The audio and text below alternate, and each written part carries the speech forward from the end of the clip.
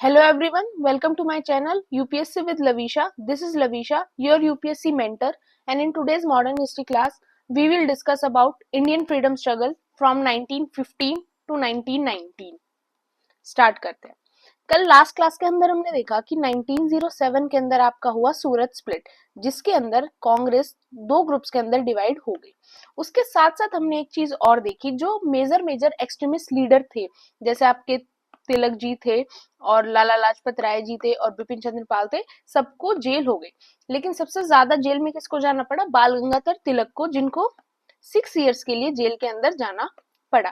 तो जो 1907 से लेकर 1914 ये आपका टाइम पीरियड था, ये काफी काम टाइम पीरियड था, और इस टाइम पीरियड के अंदर कोई भी major changement Indian freedom struggle के अंदर नहीं आया। इस टाइम पीरियड के अंदर सिर्फ एक मेजर चेंजमेंट आया, वो आपका आया 1909 का गवर्नमेंट ऑफ इंडिया एक्ट, जो ब्रिटिश गवर्नमेंट लेकर आई, और जिस एक्ट ने काफी जो इंडियन सेंटिमेंट्स थे उनको काफी तरीके से हर्ट किया। उसके अलावा इस टाइम पीरियड के अंदर कुछ भी इंपॉर्टेंट नहीं हुआ। फिर 1914 में आपकी एक रिवॉल्यूशनरी इंसिडेंट हुआ, जिसको हम रिवॉल्यूशनरी मूवमेंट में कवर करेंगे, और 1914 में ही जो तिलक जी थे वो जेल से बाहर आ गए। उसके बाद क्या हुआ? 1915 में तिलक जी ने और कुछ और इम्पोर्टेंट लीडर्स ने होम रूल मूवमेंट की स्टार्टिंग की।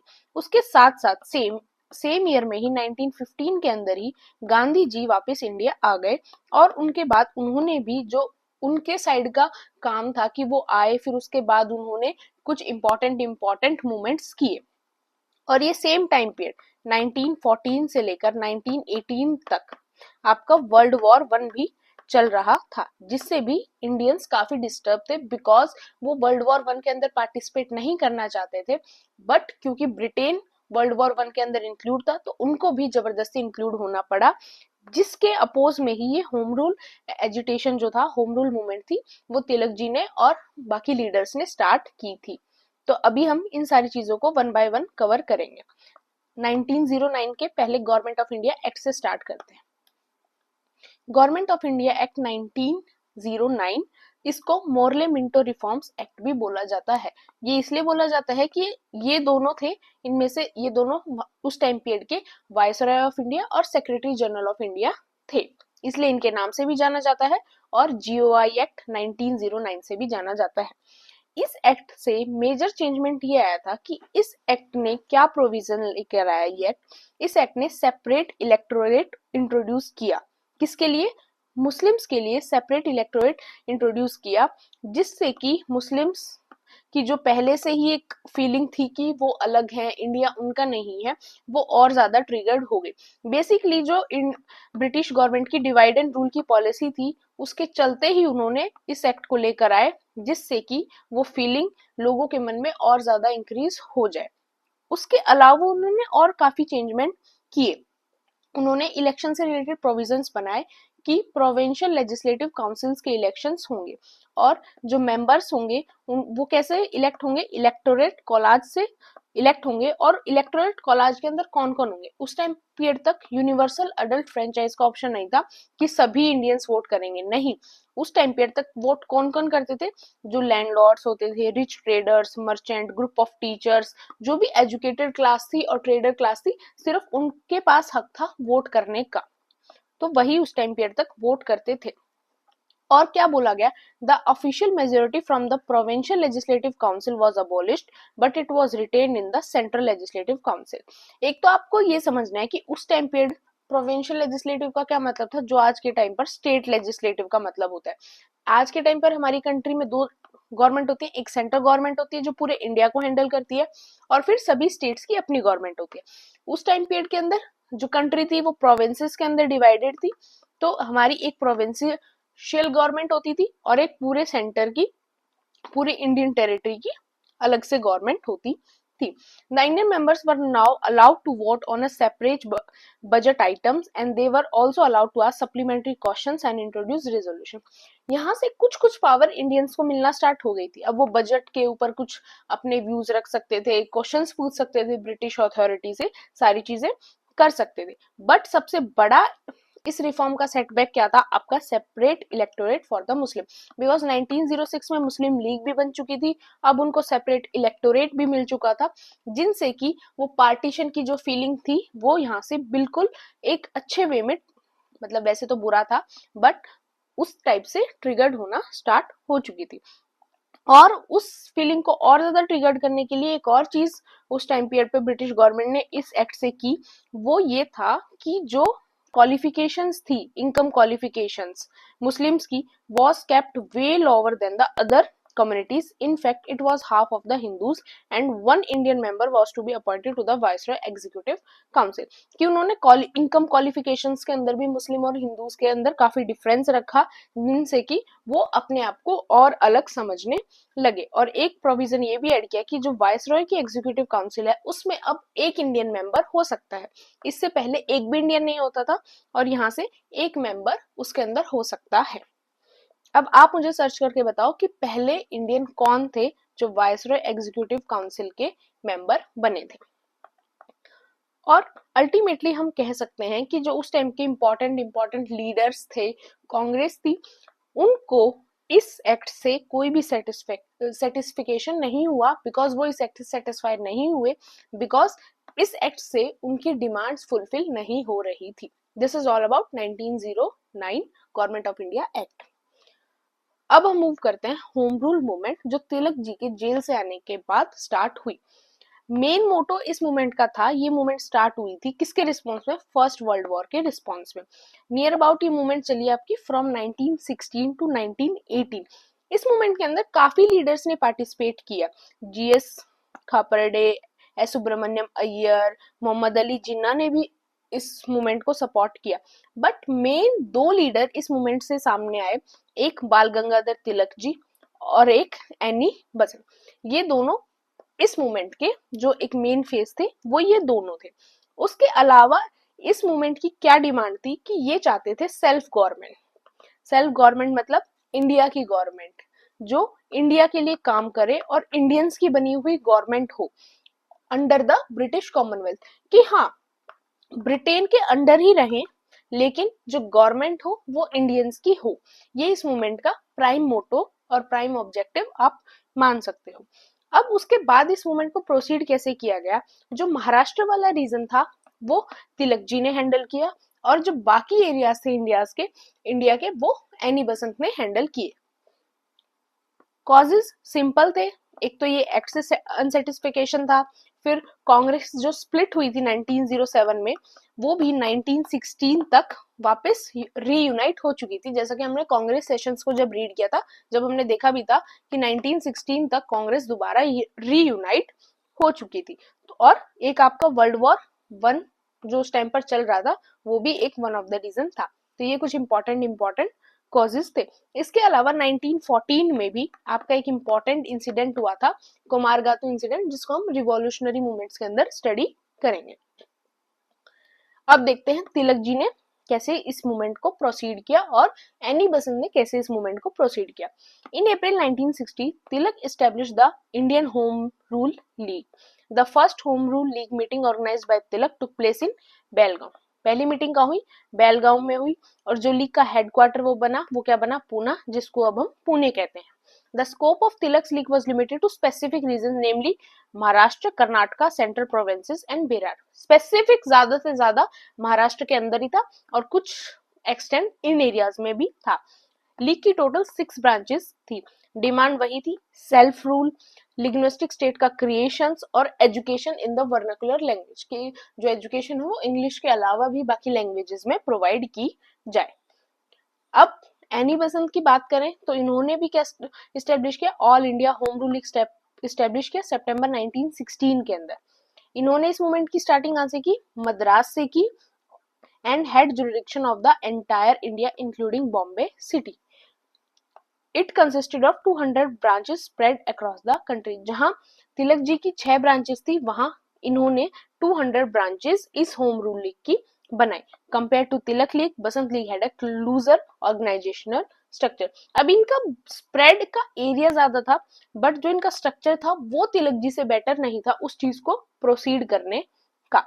and George Arundel served as the organizing secretary of the league. और कुछ जो सीपी रामास्वामी अय्यर थे और बीडब्ल्यू वाडिया थे उन्होंने भी अपना कंट्रीब्यूशन दिया। बेसिकली हमें क्या पता होना चाहिए होम रूल के बारे में कि ये क्यों स्टार्ट हुई और कौन से मेजर लीडर थे जिन्होंने इनको हैंडल किया, कैसे हैंडल किया और फिर इसकी आउटकम्स क्या आई, कंट्रीब्यूशन क्या आया। कंट्रीब्यूशन सिंपल आया कि काफी जगह से लोग इंडियन फ्रीडम स्ट्रगल के अंदर जुड़ना स्टार्ट हुए। कुछ मेजर लीडर्स आप नियर अबाउट मान सकते हो कि 40,000 लोगों ने इस लीग के ऊपर ध्यान दिया और इस लीग को ज्वाइन किया।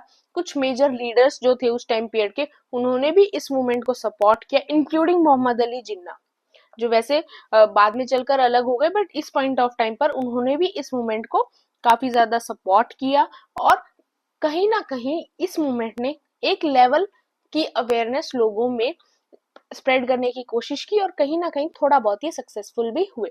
बट कुछ ड्रॉबैक्स भी थे कि एट लास्ट जो ब्रिटिश का रिस्पॉन्स आया, बिकॉज उस टाइम पीरियड वर्ल्ड वॉर चल रहा था और 1918 में वर्ल्ड वॉर 1 खत्म हुआ था, उसके बाद इस मूवमेंट की जो रीच थी वो ऑटोमेटिकली खत्म होती चली गई। अब बात करते हैं अराइवल ऑफ गांधी जी। गांधी जी आए जनवरी 1915 में।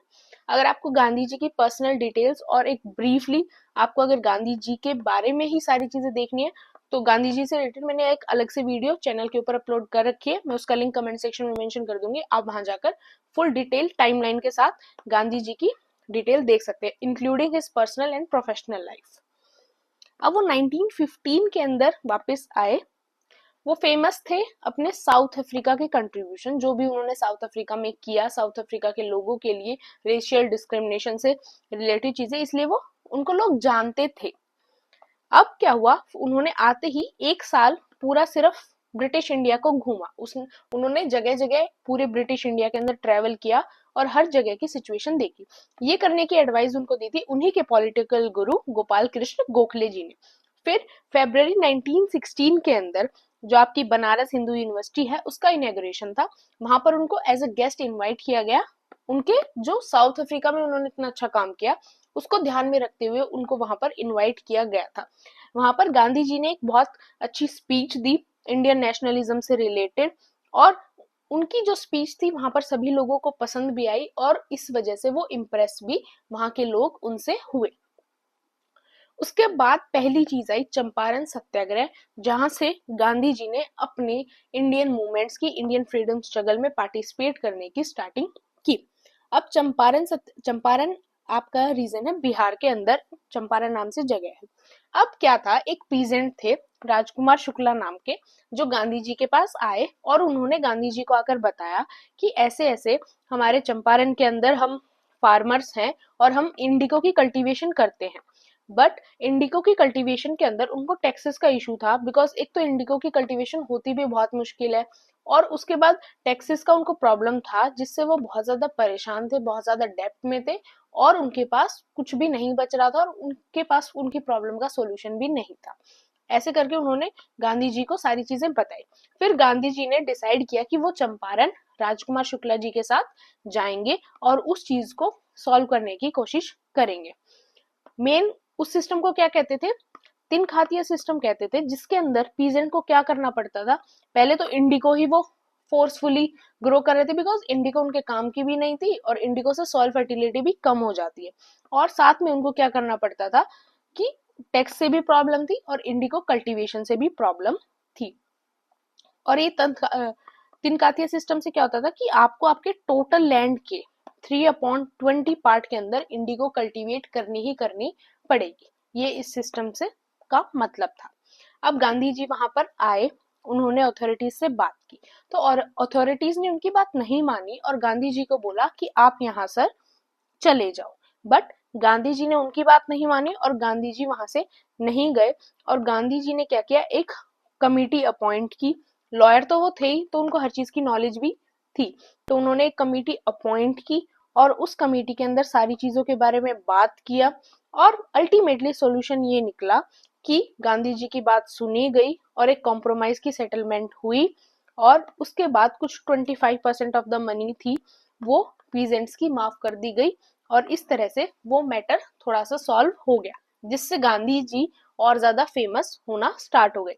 और कुछ इंपॉर्टेंट लीडर्स थे उस टाइम पीरियड के अंदर जिन्होंने इस चीज के अंदर अपना पार्टिसिपेशन दिखाया, वो थे आपके राजेंद्र प्रसाद जो हमारे बाद में चलकर फर्स्ट प्रेसिडेंट बने, नरहरि पारेख एंड जेपी कृपलानी। ये सभी भी गांधी जी से इसी इंसिडेंट के दौरान जुड़े। उसके बाद नेक्स्ट मूवमेंट गांधी जी ने की अहमदाबाद मिल स्ट्राइक। अब यहाँ पर इशू क्या था, अहमदाबाद मिल स्ट्राइक के अंदर इशू था कि उस टाइम पीरियड पे एक तो प्लेग का टाइम पीरियड चल रहा था कि प्लेग से लोग वैसे ही बहुत ज्यादा परेशान थे, उसके ऊपर लोगों को उनकी सैलरी, जो मिल वर्कर्स थे उनको उनकी सैलरी नहीं मिल रही थी, बिकॉज एक तो उनको बहुत ज्यादा जरूरत और उसके बाद भी उनकी सैलरी बहुत ज्यादा कट डाउन की जा रही थी और उनको उनकी सैलरी नहीं मिल रही थी। तो जो मिल वर्कर्स थे उन्होंने अपनी प्रॉब्लम गांधी जी के साथ शेयर की, बिकॉज उन्होंने स्टोरी सुनी थी कि ऐसे ऐसे जो चंपारण के अंदर गांधी जी ने प्रॉब्लम सॉल्व की है, तो उनको लगा गांधी जी उनकी भी कर देंगे, और उनका ऐसा सोचना भी सही था बिकॉज गांधी जी ने अल्टीमेटली उनकी प्रॉब्लम सॉल्व की। तो गांधी जी उनके साथ जुड़े। रिक्वेस्ट किसने की थी, अनुसुया साराबाई नाम से एक व्यक्ति थे, उन्होंने इंट्रोड्यूस किया। अब गांधी जी ने यहाँ पे सोल्यूशन ये निकाला कि उन्होंने स्ट्राइक की फास्ट ऑन टू दैट, कि वो फास्ट पर रहेंगे जब तक उनकी डेथ नहीं हो जाती या फिर उनकी प्रॉब्लम सॉल्व नहीं हो जाती। तो उन्हीं की इस रीजन की वजह से जो उनका ये वेपन था फास्ट ऑन टू डेथ, ये काम कर गया और वहां के जो वर्कर्स थे, मिल वर्कर्स थे, उनकी जो प्रॉब्लम थी वेजेस की वो सॉल्व हो गई। इस तरह से गांधी जी की पॉपुलैरिटी यहाँ पर और ज्यादा इंक्रीज हो गई। अब नेक्स्ट इंपॉर्टेंट आता है खेड़ा सत्याग्रह। अब दो जगह पर हमने देख लिया था गांधी जी को लोगों ने, तो अब यहाँ पर भी जब यहाँ पर क्या हो गया था, क्रॉप फेलियर हो गया था कि क्रॉप की कल्टीवेशन थी, क्रॉप फेलियर हो गया था, बट फिर भी ब्रिटिश गवर्नमेंट जो थी वो टैक्स की डिमांड कर रही थी और जो पीजेंट्स थे वो टैक्स नहीं देने के कैपेबल नहीं थे बिकॉज उनकी क्रॉप फेल हो चुकी थी। इसी रीजन को लेकर उन्होंने भी गांधी जी से कांटेक्ट किया। गांधी जी यहाँ पर आए और यहाँ पर भी उन्होंने जो वहां के खेड़ा के जो पीजेंट्स थे उनकी प्रॉब्लम सॉल्व कर दी और जो उनका टैक्स था वो ब्रिटिशर्स से नियर अबाउट मोर देन 25% माफ करा दिया। और इस तरह से यहाँ पर भी गांधी जी काफी ज्यादा पॉपुलर हो गए। यहाँ पर वो जो सरदार वल्लभ भाई पटेल थे, नरहरि पारेकर, इंदुलाल याग्निक, इन लोगों से यहाँ पर भी वो जुड़े। इस तरह से ही गांधी जी ने जो छोटी छोटी प्रॉब्लम की, ऐसे ही वो लोगों से जुड़ते गए जिन्होंने बाद में चलकर इंडियन फ्रीडम स्ट्रगल के अंदर काफी इंपॉर्टेंट रोल प्ले किया। ऐसा माना जाता है कि खेड़ा सत्याग्रह को फर्स्ट नॉन कॉपरेशन भी आप कह सकते हो बाय गांधी जी।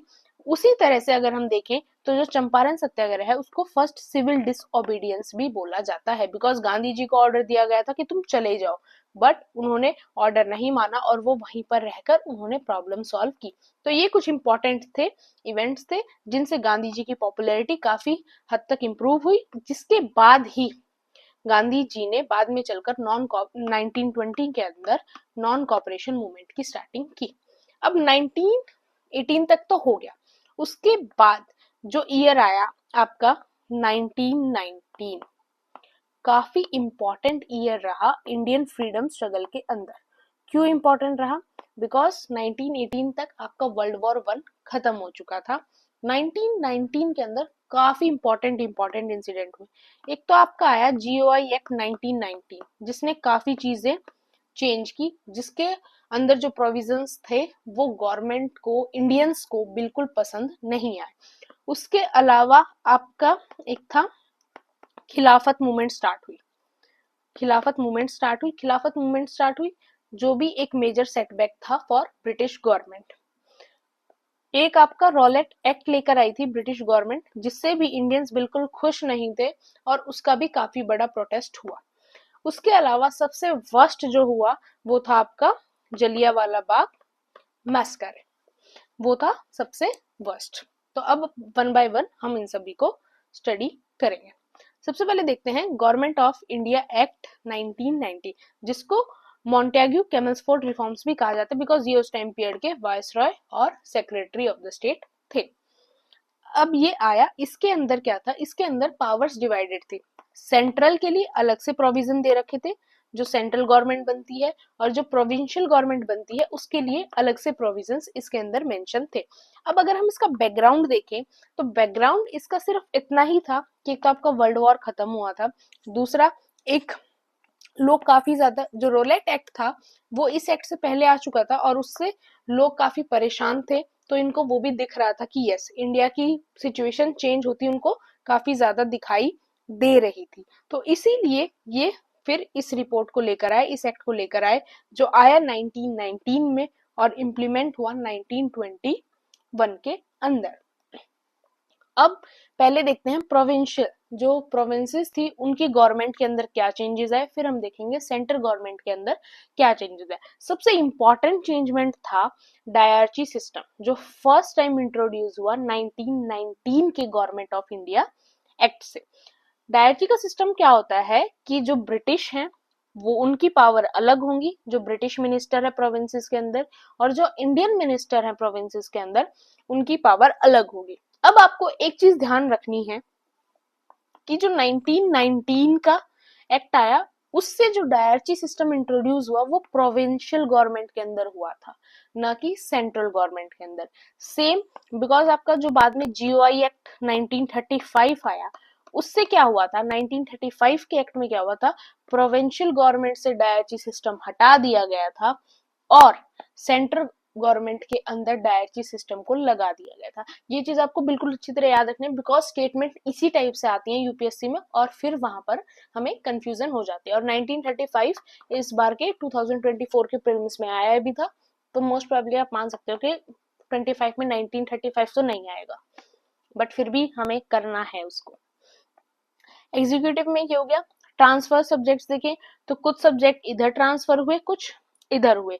फिर हमें सिर्फ इतना याद रखना है कि सब्जेक्ट्स को दो पार्ट में डिवाइड किया गया, ट्रांसफर्ड में और रिजर्व्ड में। रिजर्व जो ब्रिटिशर्स का जहां पर ज्यादा होल्ड होगा, और ट्रांसफर जो इधर भी हो सकते हैं इधर भी हो सकते हैं, ब्रिटिश भी फैसला ले सकते हैं और इंडियंस भी फैसला ले सकते हैं। इस तरह से चीजें डिवाइड हुई। अब लेजिस्लेचर की बात करें तो the government of India 1919 expanded the provincial legislative council with 70% of members elected, but key limitation persisted and the diarchical system restricted Indians' control to less critical areas while essential sectors like finance and law remained under British authority. तो simple था कि अब इस act के बाद जो 70% members होंगे वो इलेक्टेड होंगे, सिर्फ 30 जो होंगे वो नॉमिनेटेड होंगे इलेक्शंस के टाइम पीरियड के अंदर।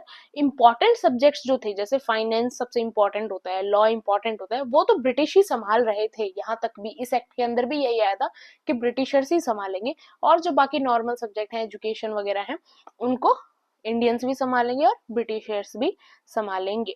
8 प्रोविंसेस के अंदर डायरची सिस्टम बिल्कुल कंप्लीटली लागू कर दिया गया। Assam, Bengal, Bihar, Orissa central provinces, united provinces जो आपका यूपी वाला एरिया, सेंट्रल प्रोविंसेस जो नीचे एमपी वगैरह वाला रीजन है, फिर बॉम्बे, मद्रास एंड पंजाब। वुमेन को भी राइट टू वोट मिला। एज वगैरह मेंशन नहीं की गई, बस जो मेजर वुमेन्स थी, जो फेमस वुमेन थी, उनको भी राइट टू वोट यहाँ पर मिला। तो ये कुछ मेजर चीजें थी। और जो इंडियंस थे, जो लेजिस्लेटिव काउंसिल थी, वो रिजेक्ट कर सकती थी जो भी ब्रिटिश गवर्नमेंट पूरा बजट पास कर रही है, बट उनके पास कोई मेन अथॉरिटी नहीं थी, वो सिर्फ अपने सजेशन दे सकती थी, रिजेक्ट कर सकती थी। अल्टीमेटली जो अथॉरिटी थी वो तो मेन गवर्नर्स के पास, मेन वायसरॉय के पास ही अब तक थी। वहीं अगर हम सेंट्रल गवर्नमेंट की बात करें तो जो एडमिनिस्ट्रेशन था उसको दो पार्ट्स में डिवाइड किया गया, एक सेंट्रल एक provincial. Provincial governor general authority रही, एक वायसरॉय की सेंट्रल पावर रही, उस तरह से रोल्स को डिवाइड किया गया। और वहीं सेंट्रल गवर्नमेंट में लेजिस्लेटर की बात करें तो council of state upper house बना जिसके अंदर 60 मेंबर होंगे, जिसमें से जो 26 होंगे वो नॉमिनेट करेगी ब्रिटिश गवर्नमेंट और जो 34 होंगे वो इलेक्ट करेगी प्रोविंशियल लेजिस्लेटर। इस तरह से ये सारा डिवीजन किया। आपको मेन याद रखना है डायरची वाला पार्ट, मेजरली इस एक्ट से वही पूछा जाता है। और अगर सेपरेट इलेक्टोरेट की बात करें जो 1909 से इंट्रोड्यूस किया गया था, किसके लिए, मुस्लिम्स के लिए इंट्रोड्यूस किया था, उसको अब और ज्यादा इंक्रीज कर दिया गया था, उसमें सिख भी इंक्लूड कर दिए गए थे। तो आपको ये मेजर चीजें ज्यादा याद रखनी है। अब roulette act and Jallianwala Bagh, ये दोनों चीजें देखते हैं। दोनों बैक टू बैक हुए, 1919 में ही दोनों चीजें हुई। रोलेट एक्ट के अंदर क्या था कि ये एक्ट था मार्च 1919 में ब्रिटिश गवर्नमेंट ने पास किया, सेंट्रल लेजिस्लेटिव काउंसिल ने पास किया। इस एक्ट में क्या था कि फॉर एग्जाम्पल आप किसी एरिया के अंदर खड़े हो, आपके साथ 4 से 5 लोग और खड़े हैं, आपके पास पुलिस ने आपके पास आई, आपसे कुछ नहीं पूछा आप क्यों खड़े हो क्यों नहीं खड़े हो, पुलिस आपके पास आई, आपको अरेस्ट कर लिया। बिल्कुल सिंपल। वैसे तो नॉर्मली क्या होता है कि पुलिस आपको आके रीजन बताती है, अरेस्ट वारंट लेकर आती है, फिर आपको पता चलता है, आप अपने लॉयर को बात कर सकते हो, आप अपने फैमिली मेंबर को इन्फॉर्म। नहीं, वो सिंपल था कि पुलिस है, पुलिस को लगा कि हाँ ये सस्पेक्ट है, इसने कुछ किया होगा, ये गवर्नमेंट के अगेंस्ट कुछ काम कर रहा है, और उसको अरेस्ट कर लिया। इस टाइप से जो पुलिस थी वो ब्रिटिश गवर्नमेंट के अंडर काम कर रही थी, और उसने बिना वजह काफी लोगों को बिना बात के डिटेन किया, काफी ज्यादा अरेस्ट जो थे वो होने लगे, जो बात इंडियंस को बिल्कुल भी पसंद नहीं आई, और वो इसके पूरे बिल्कुल ही अपोज में थे, बिकॉज 4 लोगों का इकट्ठा खड़ा होना ही मुश्किल हो गया था, बिकॉज खड़े देखते ही वो अरेस्ट कर रहे थे। तो इसी के प्रोटेस्ट में गांधी जी ने सत्याग्रह लॉन्च किया 14 फरवरी 1919 को, और कुछ ही दिनों में 8 अप्रैल 1919 को ब्रिटिश गवर्नमेंट के ऑर्डर पे गांधी जी को अरेस्ट कर लिया गया। अब वो थे जेल में। उसी टाइम पीरियड पे हुआ आपका जलियांवाला बाग की जो ट्रेजेडी हुई, वो उसी टाइम पीरियड के अंदर हुई। वो कब हुई? 13 अप्रैल, बैसाखी वाले दिन को। अब हम इसको देखते हैं ब्रीफ के अंदर। 13 अप्रैल 1919 को एक टर्निंग पॉइंट आया इंडियन फ्रीडम स्ट्रगल के अंदर, बिकॉज आज तक ब्रिटिशर्स ने बहुत कुछ किया था, बट इतना वर्स्ट करेंगे इसकी एक्सपेक्टेशन उनसे नहीं थी। बैसाखी का दिन था, काफी अच्छा दिन था। उस दिन क्या हुआ था कि जलियांवाला बाग ग्राउंड के अंदर सभी लोग इकट्ठे हुए। किसने इकट्ठे किए थे? 2 इंसानों ने इकट्ठे किए थे। One is Satyapal and second one is Saifuddin Kitchlew. इन दोनों लीडर्स ने वहां पर लोगों को इकट्ठा किया था। किसी भी इंसान के पास वहां पर कोई आर्म्स नहीं थे, कोई हथियार नहीं थे। एक पीसफुल प्रोटेस्ट के लिए वहां पर उनको इकट्ठा किया गया था। मेनली जो किसके अगेंस्ट था? रोलेट एक्ट के अगेंस्ट ही था, और उसी से रिलेटेड डिस्कशन के लिए वहां पे किया गया था। बट उसी टाइम पीरियड पे एक ब्रिटिश के ब्रिगेडियर जनरल थे, जनरल डायर। उन्होंने क्या किया? उन्होंने सभी दरवाजे जलियांवाला बाग के बंद करवाए, और 90 सोल्जर्स को ऑर्डर दिया कि ओपन फायर करो क्राउड के ऊपर। अब इतना क्राउड था, फायर के आवाज सुन के लोग इधर उधर जाने लगे, बट सिचुएशन बहुत वर्स्ट थी, और लोग काफी डेथ हुई, काफी ही कैजुअलिटीज आई, जिसका कोई आइडिया ही नहीं है। आज भी आपको गूगल पे डाटा मिलता है, बट आप उसकी श्योरिटी नहीं है कि वो डाटा, कहीं आपको कुछ मिलेगा, कहीं कितने हजार लोग मारे गए उसका कोई भी आइडिया नहीं है। और ये सबसे वर्स्ट मोमेंट था इंडियन फ्रीडम स्ट्रगल का, जब से ब्रिटिशर्स आए थे।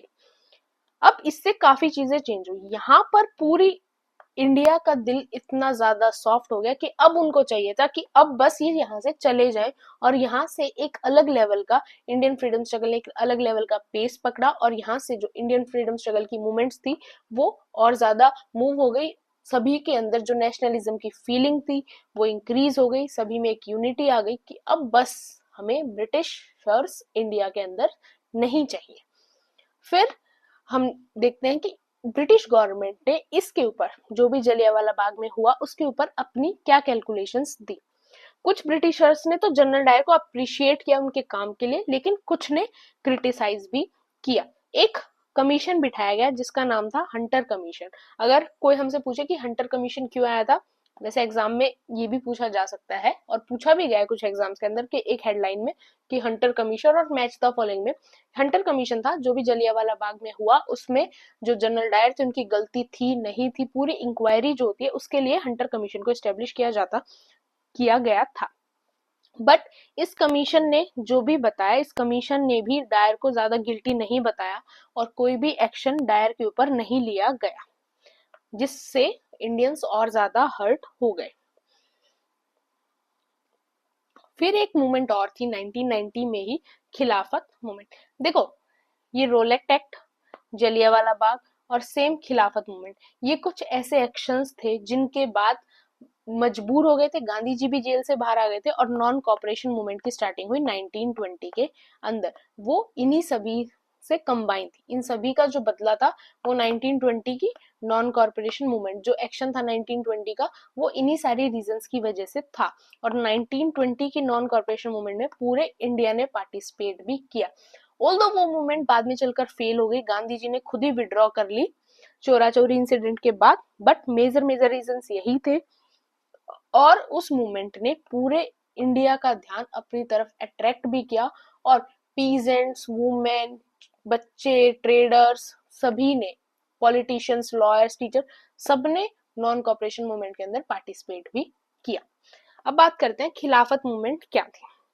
खिलाफत मूवमेंट ये थी कि आपको पता है कि फर्स्ट वर्ल्ड वॉर चल रहा था 1914 से लेकर 1918 तक, जिसके अंदर जो टर्की था वो हार गया था।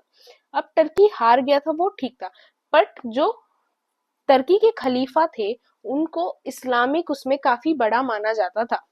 अब उनको काफी उनकी रिस्पेक्ट थी, काफी उनको बड़ा माना जाता था।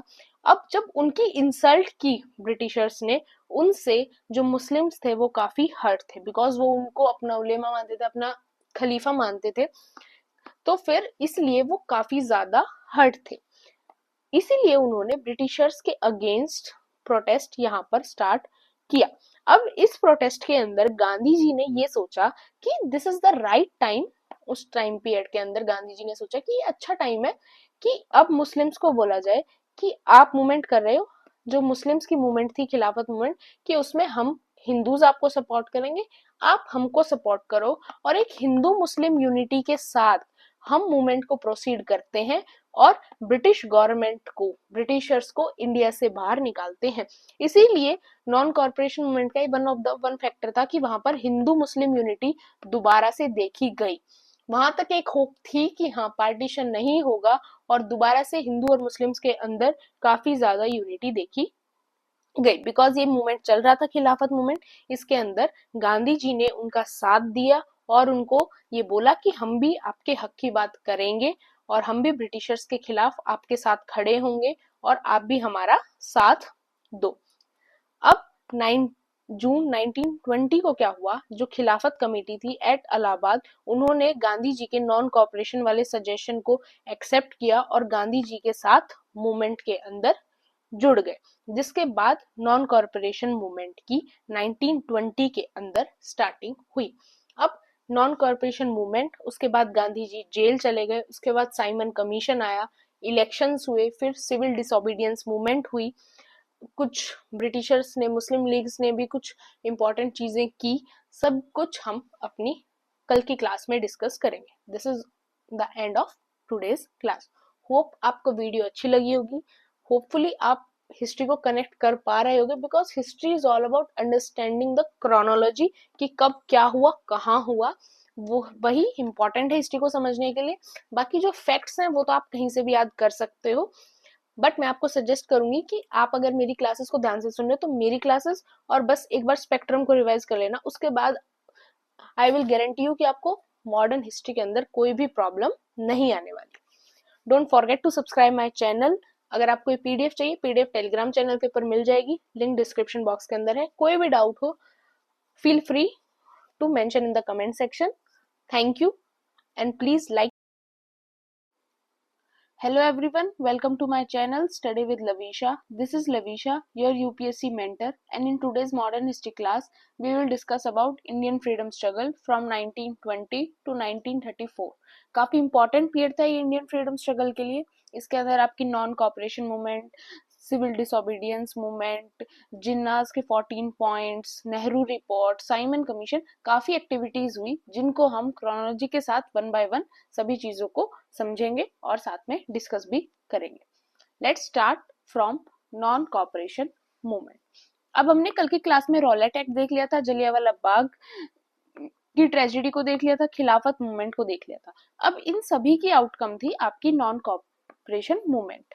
उसके लिए पहले एक सेशन हुआ कलकत्ता के अंदर सितंबर 1920 के अंदर, जिसके अंदर नॉन कॉपरेशन मूवमेंट को अप्रूव कर दिया गया। कुछ चीजें जो थी, जो प्रोग्राम्स इंक्लूड होने थे नॉन कॉपरेशन के बारे में, उन चीजों को अप्रूव किया गया बाद में नागपुर के आईएनसी सेशन ऑफ दिसंबर 1920 के अंदर। अगर आपसे कभी भी एग्जाम में पूछा जाता है कि कांग्रेस के कौन से सेशन के बाद नॉन कॉपरेशन मूवमेंट स्टार्ट हुई, तो उसके अंदर आपका आंसर होना चाहिए नागपुर सेशन ऑफ दिसंबर 1920। अब उसके बाद नॉन कॉपरेशन मूवमेंट के अंदर क्या क्या इंक्लूड था, जितने भी बड़े बड़े लीडर्स थे उनको कोई टाइटल मिला था, कोई पोजीशन थी किसी के पास, किसी भी लॉयर के पास, एजुकेशनिस्ट के पास, टीचर के पास, उन सभी ने अपनी पोजीशन को ब्रिटिश गवर्नमेंट के अंडर काम करने से मना किया और अपनी पोजीशन को सरेंडर कर दिया। फॉरेन गुड्स को भी बॉयकॉट कर दिया गया था। लॉयर्स ने ब्रिटिशर्स के अंदर अपनी प्रैक्टिस करना छोड़ दिया था। टीचर्स ने ब्रिटिशर्स के स्कूल के अंदर, कॉलेजेस के अंदर जो ब्रिटिशर्स ने बनवाए थे, ब्रिटिश गवर्नमेंट के अंदर थे, उनके अंदर पढ़ाना छोड़ दिया था। इस तरह से सारी एक्टिविटीज को बंद कर दिया था इंडियंस ने जो भी ब्रिटिश गवर्नमेंट से रिलेटेड थी। लेजिस्लेटिव काउंसिल को भी बॉयकॉट कर दिया गया था। लिकर शॉप्स के अगेंस्ट भी बॉयकॉट मूवमेंट स्टार्ट हो गया था। काफी वॉलंटियर्स थे जिन्होंने खुद से आकर नॉन कॉपरेशन मूवमेंट को ज्वाइन किया। हिंदू मुस्लिम यूनिटी भी हमें यहाँ दिखी। वुमेन ने भी काफी ज्यादा पार्टिसिपेशन नॉन कॉपरेशन मूवमेंट में दिखाया। पीजेंट्स ने दिखाया, ट्रेडर्स ने दिखाया, सभी क्लासेस के लोगों ने इसके अंदर अपना पार्टिसिपेशन दिखाया और इस तरह से ये मूवमेंट चली। फिर इस मूवमेंट के एंड, ये मूवमेंट आपके 1920 के लास्ट में स्टार्ट हुई। 1922 के स्टार्टिंग में इसको गांधी जी ने विड्रू कर लिया। इम्पैक्ट अच्छा रहा मूवमेंट का, लेकिन फिर भी कुछ ऐसे सर्कमस्टांसेस हुए जिनकी वजह से गांधी जी ने इतना मेजर इम्पैक्ट होने के बाद भी मूवमेंट को विड्रॉ कर लिया। वो देखते हैं क्या क्या रहे। मूवमेंट के विड्रॉ होने के ऑप्शंस रहे, ये चीजें भी आप वीडियो को पोस्ट करके देख लेना। वो सेम ही चीजें हैं कि स्वदेशी को प्रमोट किया गया, हिंदू मुस्लिम यूनिटी को फॉलो किया गया। साथ में एक इंपॉर्टेंट चीज यहाँ पर ये थी कि तिलक स्वराज फंड बनाया गया, जिसको गांधी जी ने अनाउंस किया था उस मूवमेंट के दौरान, जिसके अंदर नियर अबाउट उन्होंने 1 करोड़ रुपीस को कलेक्ट किया और उसको भी कंस्ट्रक्टिव वर्क के अंदर ही, इंडिया के कंस्ट्रक्टिव वर्क के अंदर ही लगाया। अब आते हैं मूवमेंट को विड्रॉ क्यों कर लिया गया। सबसे इंपॉर्टेंट रीजन था चौरा चोरी का इंसिडेंट। चोरी चौरा एक जगह थी, एक पुलिस स्टेशन था। उसके अंदर क्या हुआ कि कुछ प्रोटेस्टर्स थे, जो पुलिसमैन थे वो ब्रिटिशर्स के लिए काम कर रहे थे, तो कुछ प्रोटेस्टर्स ने ज्यादा एग्रेशन में आकर उस पुलिस स्टेशन को ही आग लगा दी, जिसके अंदर काफी पुलिस ऑफिसर जो थे वो मारे गए और ये चीज गांधी जी को बिल्कुल भी पसंद नहीं आई। ये इंसिडेंट हुआ आपके फरवरी 1922 के अंदर। अब गांधी जी को पसंद क्यों नहीं आई? बिकॉज गांधी जी का सबसे मेन फोकस किस चीज पे रहता था? नॉन वायलेंस के ऊपर। और जब ये वायलेंस हुई तो ये गांधी जी को पसंद नहीं आई, तो ये one of the important reason रहा उनका नॉन कॉपरेशन मूवमेंट को विड्रॉ करने का। उसके अलावा वही सिंपल की डिसिप्लिन नहीं दिखा उनको, वायलेंस दिखी। उसके अलावा जो एक और पर्सपेक्टिव था कि मुस्लिम्स क्यों जुड़े थे नॉन कॉपरेशन मूवमेंट के साथ, खलीफेट की जो उनके खिलाफत मूवमेंट थी, क्योंकि उनके जो खलीफेट थे उनकी इंसल्ट की थी ब्रिटिशर्स ने। अब वो प्रॉब्लम भी सॉल्व हो चुकी थी, बिकॉज जो तुर्क्स थे उन्होंने मुस्तफा कमाल की लीडरशिप के अंदर ओटोमन सल्तनत को अबॉलिश कर दिया था, तो वो चीज भी खत्म हो चुकी थी। इसलिए मुस्लिम्स का भी अब उस मूवमेंट के अंदर जुड़े रहने का कोई भी रीजन नहीं था। उसके अलावा काफी ज्यादा मिलिटेंसी राइज हो चुकी थी, लोग रेडिकल हो चुके थे, अब वो नॉन वायलेंस के अंदर बिलीव नहीं कर रहे थे और ये चीज भी गांधी जी को अच्छी नहीं थी। उसके साथ जो गवर्नमेंट का रिएक्शन आया, ब्रिटिश गवर्नमेंट का क्या रिएक्शन आया, उन्होंने काफी लीडर्स को जेल के अंदर डाल दिया और लोगों को भी बहुत प्रॉब्लम फेस करनी पड़ी और उन्होंने काफी चीजें इलीगली भी की और पब्लिक मीटिंग्स को भी हटा दिया, जो प्रेस थी उसको भी चुप करा दिया और मैक्सिमम कांग्रेस लीडर को भी यहाँ पर अरेस्ट कर लिया गया। इसलिए भी इस मूवमेंट के अंदर अब कुछ नहीं बचा हुआ था और गांधी जी ने इस मूवमेंट को 1922 के अंदर विड्रॉ कर लिया। उसके बाद मैक्सिमम कांग्रेस लीडर्स कहाँ चले गए? Jail, including Gandhi ji. अब उसके बाद क्या हुआ? 1922 के अंदर मूवमेंट खत्म। अब उसके बाद इंट्रोडक्शन हुआ स्वराज पार्टी का, जो 1923 के अंदर इस्टेब्लिश हुई। अब स्वराज पार्टी के इंपॉर्टेंट लीडर्स दो थे जिन्होंने स्वराज पार्टी को फॉर्मेशन में सबसे इंपॉर्टेंट रोल प्ले किया था। वन आपके मोतीलाल नेहरू, जो जवाहरलाल नेहरू जी के फादर थे वो, और दूसरे आपके CR दास। ये दो इंपॉर्टेंट लीडर्स रहे जिन्होंने स्वराज पार्टी की फॉर्मेशन की।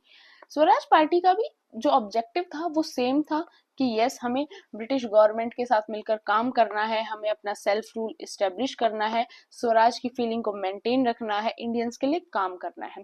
बिकॉज उस टाइम पीरियड के अंदर जो भी चीजें इस्टेब्लिश हो रही थी सभी का मोटिव सेम ही था। यहीं पर एक चीज और सामने आई, वो थी no changers and pro changers. अब देखते हैं नो चेंजर्स और प्रो चेंजर्स क्या था। एक साइड है आपका नो चेंजर्स, अगर हमसे कोई डिफरेंस पूछे, एक साइड है आपके प्रो चेंजर्स। नो चेंजर्स थे जो चेंजमेंट नहीं चाहते थे और पॉलिटिक्स से, इलेक्शंस से, जो सब कुछ ब्रिटिश गवर्नमेंट ने इंट्रोड्यूस किया था उनसे दूर रहना चाहते थे। वही प्रो चेंजर्स थे, उनका मानना था कि हमें पॉलिटिक्स में इंप्रूव होना चाहिए, बिकॉज आपको अगर सिस्टम बदलना है तो आपको सिस्टम के अंदर घुसना पड़ेगा। उनकी साइकोलॉजी ये थी और इनकी ये थी कि हम सिस्टम के अंदर जाना ही नहीं चाहते, हम बिना सिस्टम के अंदर जाए हम अपने इंडिया के लिए काम करेंगे। दूसरा, नो चेंजर्स जो थे उनका फुल फेथ था किस पर, गांधी जी के ऊपर, कि गांधी जी ने नॉन वायलेंस बोला है, मतलब नॉन वायलेंस, वो हम कुछ भी रेडिकली रिएक्ट नहीं करेंगे। वहीं ये थोड़े से गांधी जी से नाराज थे और ये चीजों को और ज्यादा प्रैक्टिकल वे के अंदर देखना चाहते थे। तो ये मेजर मेजर डिफरेंस था नो चेंजर्स के अंदर और प्रो चेंजर्स में। अगर आपको नो चेंजर्स में लीडर इंक्लूड करने हैं तो आप कहेंगे सरदार पटेल। और वही प्रो चेंजर्स कौन थे जिन्होंने स्वराज पार्टी फॉर्म की उस टाइम पर, जो आपके मोतीलाल नेहरू, सी आर दास, ये कुछ उस टाइम के प्रो चेंजर्स के लीडर थे।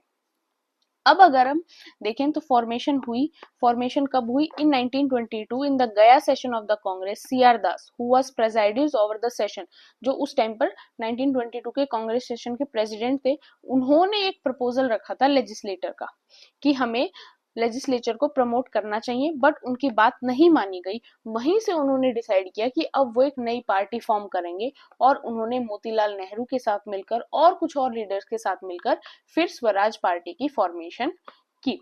और 1923 में जब स्वराज पार्टी फॉर्म हुई, जब से लेकर 19 नियर अबाउट 1927 तक स्वराज पार्टी ने अपनी साइड से काफी इंपॉर्टेंट रोल प्ले किया।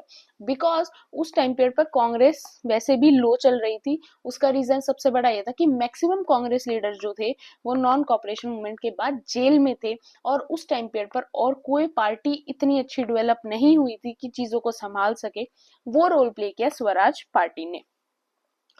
उसके बाद अब स्वराज पार्टी डिक्लाइन कैसे हुई, सबसे मेजर रीजन ये था कि सी आर दास जिन्होंने इस चीज की फॉर्मेशन रखी थी, उनकी डेथ हो गई थी 1925 के अंदर। और ये चीज काफी बार एग्जाम में एज अ क्रोनोलॉजिकली पूछी भी जाती है, जिसके अंदर death of C R Das mention होती है, और जैसे असेंडिंग डिसेंडिंग होता है तो हमें याद रखना है कि सी आर दास की डेथ हुई थी 1925 के अंदर।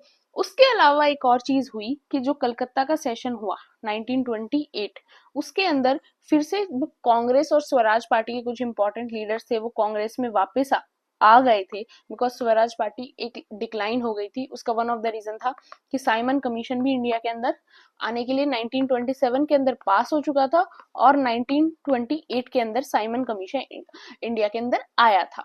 तो उस बीच अब स्वराज पार्टी का डिक्लाइन स्टार्ट हो चुका था, और जो स्वराज पार्टी के कुछ लीडर्स बचे थे वो वापस कांग्रेस के अंदर आकर उन्होंने कांग्रेस की चीजों को संभालना स्टार्ट किया। अब हम देखते हैं Simon commission. Simon commission approve हुआ था 1927 के अंदर और इंडिया के अंदर आया था 1928 के अंदर। हमें दोनों डेट को याद रखना है, इंडिया के अंदर 1928 में आया था, पास जो था वो 1927 में हो चुका था। इसके अंदर क्या था, 7 मेंबर्स आए, कहां से, ब्रिटेन से आए। उनकी चेयरमैनशिप किसने की, सर जॉन साइमन ने की, इसलिए कमीशन का नाम साइमन कमीशन था। अब ये क्या करने इंडिया में आए थे, ये इंडिया में कॉन्स्टिट्यूशनल रिफॉर्म्स लाने आए थे कि इंडिया के लिए हमें कॉन्स्टिट्यूशन बनाना पड़ेगा, उसकी वर्किंग के लिए, इंडिया की वर्किंग को अच्छे चलाने के लिए सारी चीजें हमें करनी पड़ेंगी। अब बात ये आती है कि क्यों इंडियंस को साइमन कमीशन पसंद नहीं आया और क्यों वो इसको बॉयकॉट करना चाहते थे। सबसे मेजर रीजन उस चीज का ये था कि 7 मेंबर्स थे, लेकिन उनमें से एक भी इंडियन नहीं था। अब एक चीज है, आप सपोज करो आपका घर है, अगर आपके घर में का कोई भी प्रॉब्लम है, चाहे प्रॉपर्टी का मैटर, शादी का मैटर, और पड़ोसी आकर अगर आपके घर का डिसीजन ले, आपको पसंद आएगा, नहीं आएगा। वो सेम सिचुएशन थी कि हमारा देश है, इंडिया हमारा है और हम इंक्लूड ही नहीं हो रहे और कोई और आकर हमारे लिए कॉन्स्टिट्यूशन बनाएंगे, ऐसा क्यों? बिकॉज एटलीस्ट उनको एक या दो इंसान तो इंडियन रखने चाहिए थे, बट उसमें not even a single person भी इंडियन नहीं था। ये सबसे बड़ा रीजन था कि इंडियंस को, लीडर्स को, कांग्रेस को, मुस्लिम लीग को, किसी भी पार्टी को उस टाइम पीरियड पर साइमन कमीशन पसंद नहीं आया और सबने साइमन कमीशन को बॉयकॉट करना चाहा। उसके लिए काफी प्रोटेस्ट अलग अलग जगह पे हुए।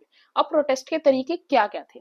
लोगों ने एक स्लोगन दिया, go back Simon. Go back Simon के बोर्ड बने, काफी प्रोटेस्ट हुए और सबसे बड़ा एक ये था कि बोर्ड्स के ऊपर लिखा हुआ था गो बैक साइमन। सेकंड चीज ये हुई, जहां पर भी साइमन कमीशन वाले गए, मतलब कॉन्स्टिट्यूशनल रिफॉर्म से पहले उनको भी इंडिया ऑब्जर्व करनी थी, वो मेजर मेजर रीजन गए। जैसे आपका लाहौर का रीजन है, उस टाइम पर लाहौर काफी इंपॉर्टेंट प्लेस हुआ करता है इंडिया के अंदर। जहां जहां पे गए उनका स्वागत ब्लैक फ्लैग से किया गया।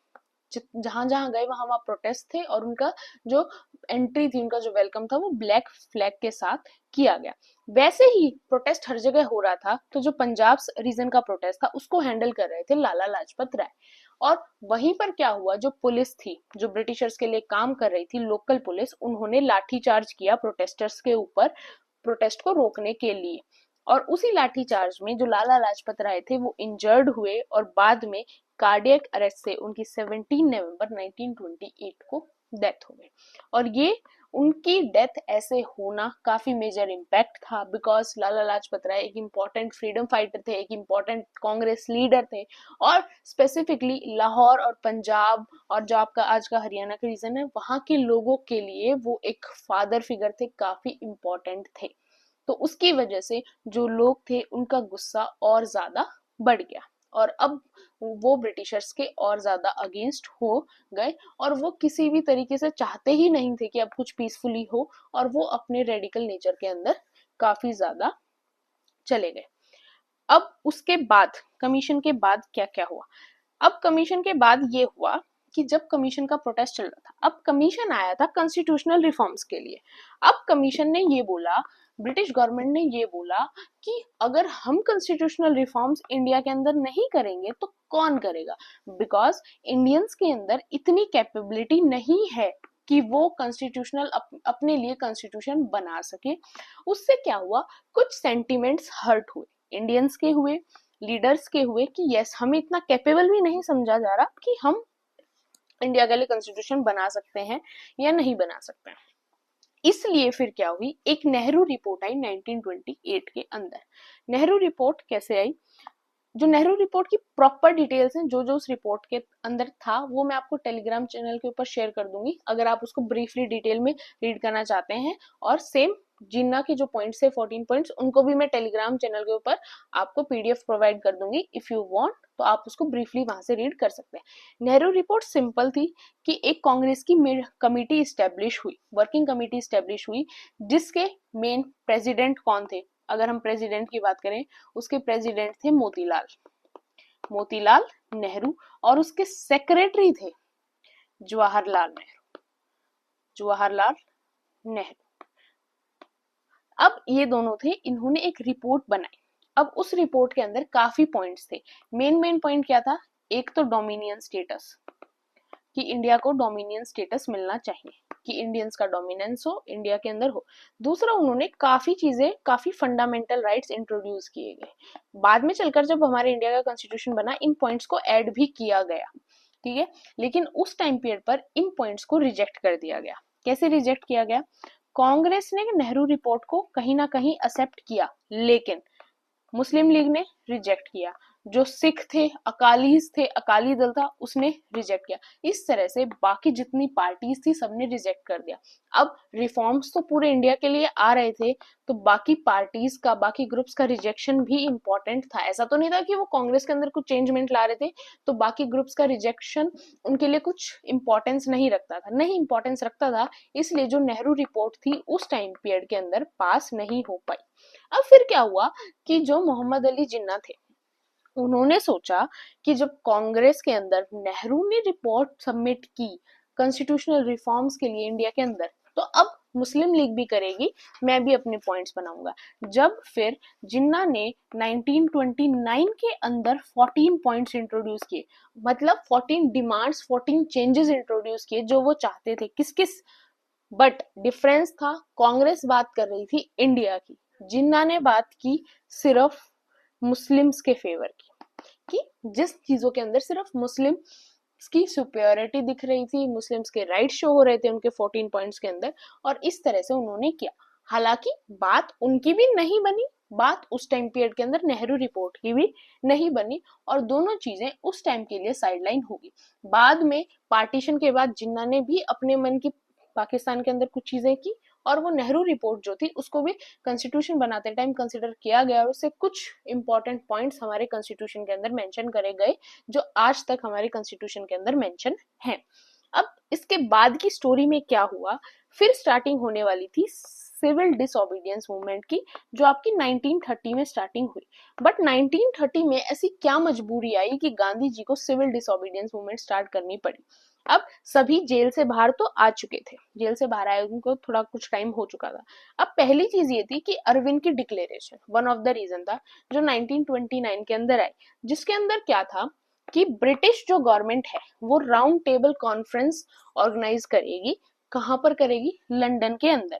और उसके अंदर इंडियंस के बारे में बात की जाएगी, इंडियंस के डिमांड के बारे में बात की जाएगी, और जितने इंपॉर्टेंट लीडर्स हैं कांग्रेस के, मुस्लिम लीग के, बाकी सिखिज्म के, जितने इंपॉर्टेंट पार्टीज इंडिया के अंदर हैं, बिकॉज उस टाइम पीरियड तक काफी पार्टीज डेवलप हो चुकी थी। आपकी कांग्रेस थी, मुस्लिम लीग थी, कम्युनिस्ट पार्टी भी थी, और आपकी सिख की अकाली दल भी था। सभी को इनवाइट किया गया कि आप आओ और इंडिया के लिए बात करो।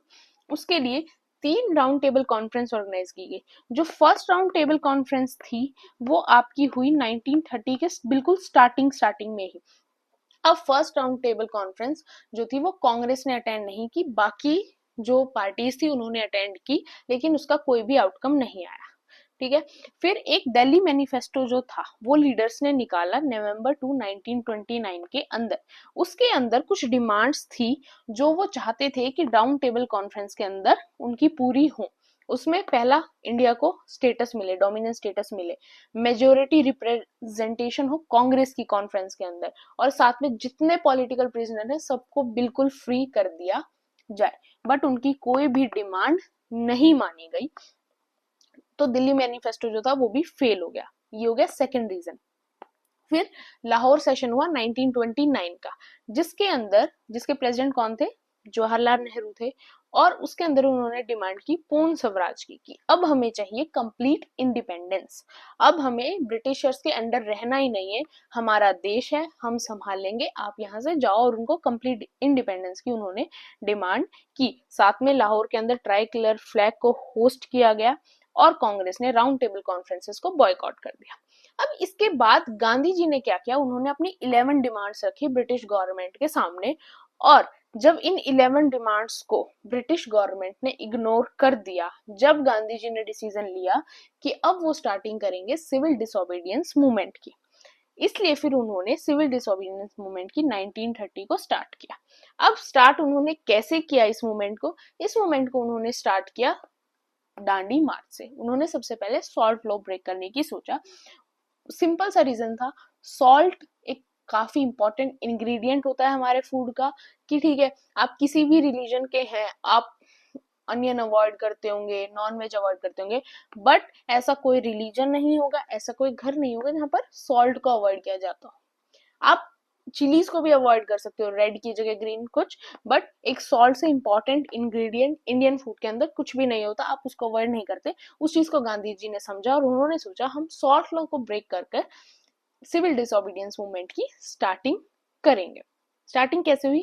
गांधी जी और उनके 78 सपोर्टर्स जो थे अहमदाबाद से चले। कब चले?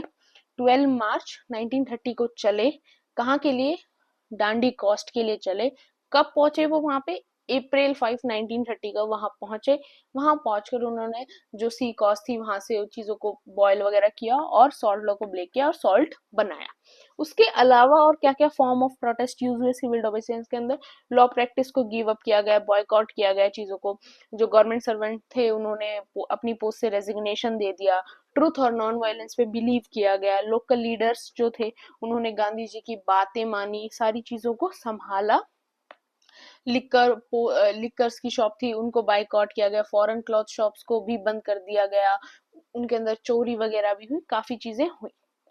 उसी तरीके से अलग अलग रीजन के अंदर आपकी जो सिविल डिसोबीडियंस मूवमेंट थी वो स्प्रेड हो गई और अलग अलग रीजन के अंदर अलग अलग इंपॉर्टेंट लीडर सामने आए और उन्होंने सॉल्ट लॉ को ब्रेक किया। मतलब कोस्टल एरियाज पे जाके उन्होंने भी जो सेम प्रोसेस गांधी जी ने किया, सॉल्ट बनाया, वो सेम प्रोसेस उन्होंने भी किया। आपको इन लीडर्स के भी नाम याद रखने पड़ेंगे बिकॉज काफी बार पूछे जा सकते हैं। जैसे तमिलनाडु में किन्होंने सारी चीजें संभाली? सी राजगोपालचारी जी ने संभाली। मालाबार में किसने संभाली? के कलप्पन जी ने एंड प्री कृष्णा पिल्लई जी ने संभाली। बंगाल के अंदर आपके सुभाष चंद्र बोस एंड जे.एम. सेनगुप्ता ने चीजों को संभाला। सभी ने सेम चीजें की, वही जो एंटी लीकर कंपेन किए, सॉल्ट लॉ को ब्रेक किया, मूवमेंट की, ये सारी चीजें सेम सेम हुई। आपको लीडर याद रखना है, एरिया को याद रखना है।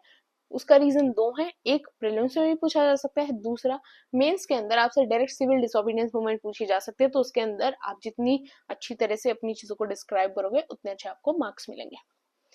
पेशावर खान अब्दुल गफार खान, जिनको फ्रंटियर गांधी भी कहा जाता है।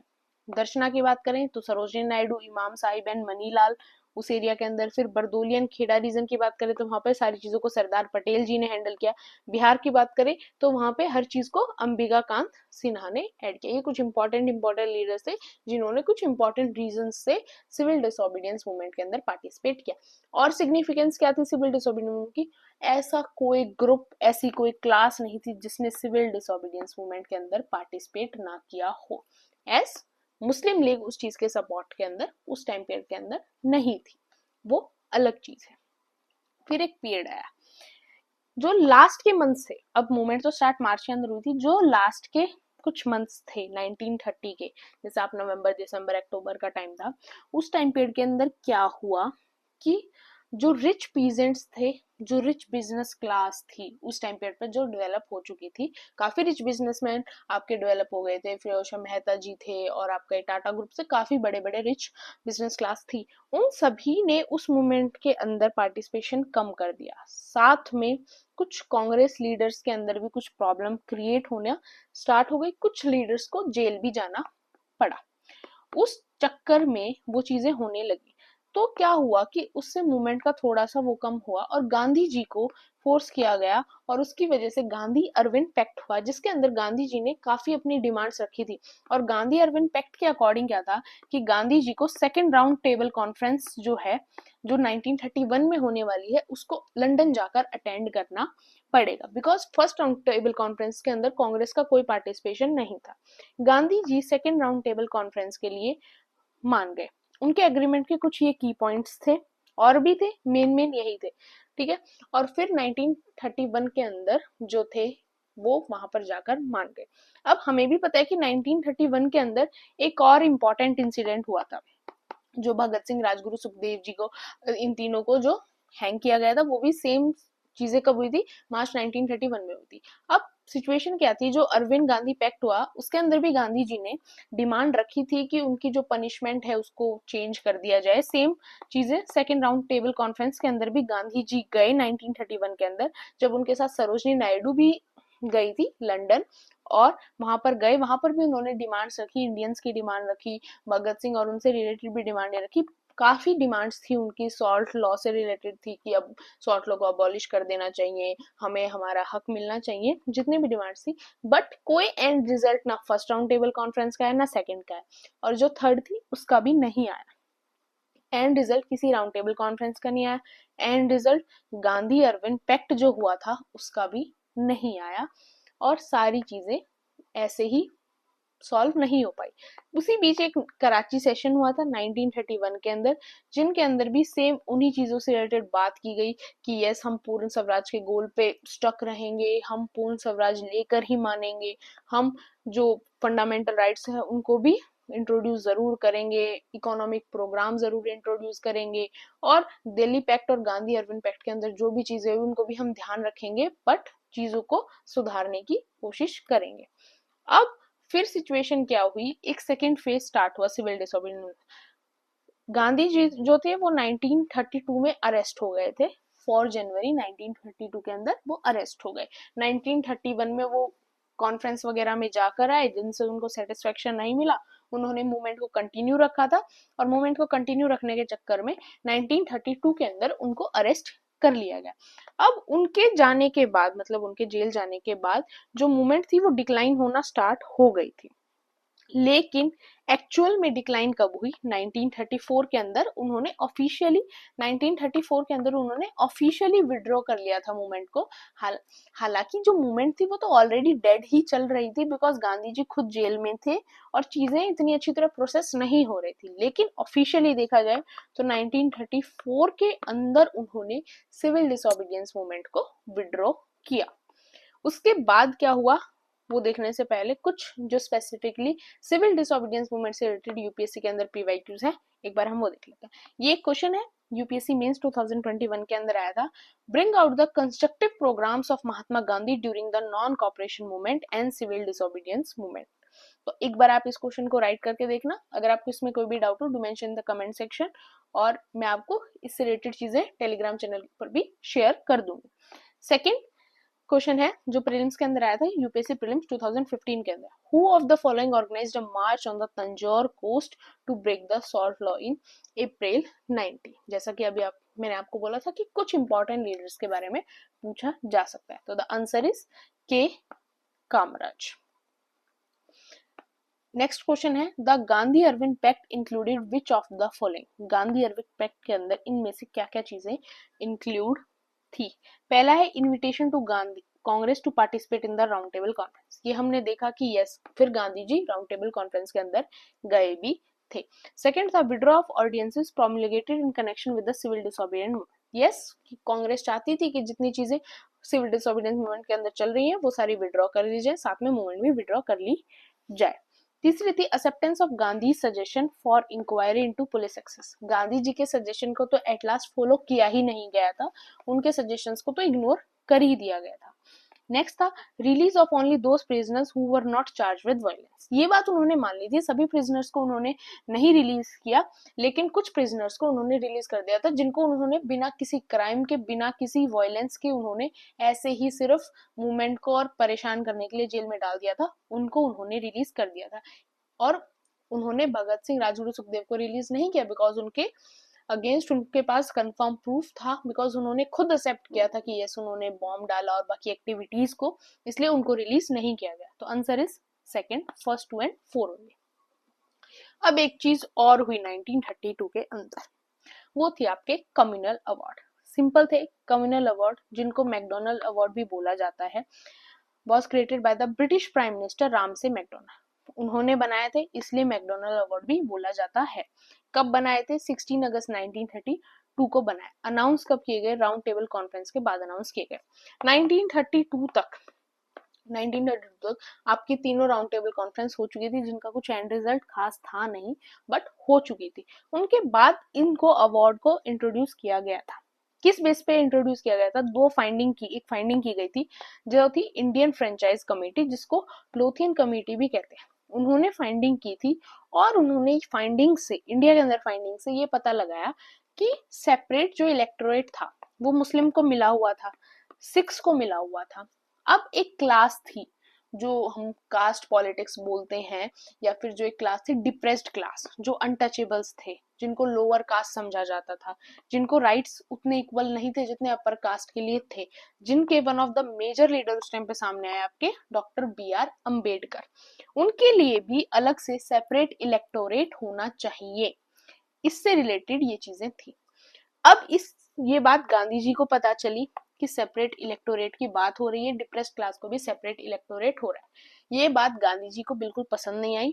वो थे जेल के अंदर, उनको बात बिल्कुल अच्छी नहीं लगी, तो उन्होंने क्या किया, फास्ट ऑन टू डेथ, जो सेम उन्होंने पहले भी काफी मूवमेंट्स के अंदर किया था और उनसे उनको जीत मिली भी थी, वो सेम प्रोसीजर जो फास्ट ऑन टू डेथ वाला था वो उन्होंने यहाँ भी किया, जेल के अंदर रहते हुए ही।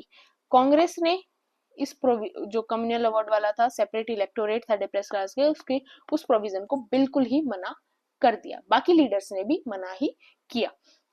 सपोर्ट किसने किया, डॉक्टर बी आर अम्बेडकर ने सपोर्ट किया कि जब मुस्लिम्स को मिल सकता है, सिख को मिल सकता है, तो डिप्रेस क्लास को क्यों नहीं मिल सकता। पर फिर गांधी जी के काफी कोशिशों की वजह से उन्होंने फास्ट किया, उनकी हालत खराब होने लगी, उनकी तबीयत खराब होने लगी। जब एक पैक्ट साइन हुआ, पूना पैक्ट 1932, किस किस के बीच में हुआ, एक साइड थे doctor B are Ambedkar ji और दूसरी साइड थे आपके मदन मोहन मालवीय, जिन्होंने गांधी जी के बिहाफ पे, बिकॉज गांधी जी जेल के अंदर थे, तो गांधी जी के बिहाफ पर मदन मोहन मालवीय और अंबेडकर जी के बीच में पूना पैक्ट 1932 साइन हुआ। उस पैक्ट के अकॉर्डिंग ये था कि दलित्स को, डिप्रेस्ड क्लास को हम सेपरेट इलेक्टोरेट नहीं दे सकते, रिजर्वेशन दे सकते हैं सीट्स के अंदर ही, जो आज तक चल रहा है, मतलब जो आज तक रिजर्वेशन का प्रोसीजर है कि जो लेजिस्लेटिव असेंबली के अंदर आपको रिजर्वेशन मिलती है शेड्यूल कास्ट, शेड्यूल ट्राइब, वो सेम उस टाइप से ही कि जो ऑलरेडी सीट्स हैं उन्हीं के अंदर कुछ सीट्स के ऊपर रिजर्वेशन जो है वो डिप्रेस्ड क्लास को मिल जाएगी, लेकिन उनको सेपरेट नहीं किया जाएगा। बिकॉज गांधी जी का मानना था अगर ऐसे ही सेपरेट करते रहे तो इंडिया ही खत्म होता चला जाएगा, इसलिए सेपरेट इलेक्टोरेट नहीं मिलेगा, सिर्फ आपको सीट्स के अंदर रिजर्वेशन मिल जाएगी। ये आपके पूना पैक्ट 1932 के अंदर ये चीज फिर साइन हुई डॉक्टर बी आर अम्बेडकर और गांधी जी के बीच। बट गांधी जी के बिहाफ पर पूना पैक्ट साइन किसने किया, मदन मोहन मालवीय जी ने साइन किया। तो इस तरह से ये थी आपकी स्टोरी 1934 तक। अब इसके बाद क्या हुआ, इसके बाद आपका इंपॉर्टेंट एक्ट है जीओआई एक्ट 1935 आया, फिर असेंबली इलेक्शंस हुए 1937 के अंदर, फिर आपका अगस्त ऑफर आया 1940 के अंदर, फिर क्विट इंडिया मूवमेंट हुई, आपका क्रिप्स मिशन, कैबिनेट मिशन आया और फाइनली हमारा जो इंडिया था वो आजाद हो गया। तो जो नेक्स्ट अगली स्टोरी है वो हम 1935 से लेकर 1947 तक की कल डिस्कस करेंगे। उसके बाद हम रिवॉल्यूशनरी मूवमेंट्स को डिस्कस करेंगे जो इतने टाइम पीरियड तक हुई, जिसके अंदर हम भगत सिंह, चंद्रशेखर आजाद, गदर पार्टी, बाकी जो अब्रॉड के अंदर मूवमेंट्स हुए, इंडिया के अंदर अलग अलग जगह मूवमेंट्स हुए, सबको बहुत ब्रीफली डिस्कस करेंगे। This is all about today's class. Hope आपको वीडियो अच्छी लगी हो। कोई भी डाउट हो, कोई भी प्रॉब्लम हो, do mention in the comment section and don't forget to subscribe my channel. PDF आपको टेलीग्राम चैनल के ऊपर मिल जाएगी, लिंक डिस्क्रिप्शन बॉक्स के अंदर है। और इस पीडीएफ के अलावा भी कुछ इंपॉर्टेंट चीजें जो अगर आप और ज्यादा डीपली स्टडी करना चाहो कुछ टॉपिक से रिलेटेड, उन चीजों का मटेरियल भी आपको टेलीग्राम चैनल के ऊपर मिल जाएगा। Thank you and please like my video, share my video.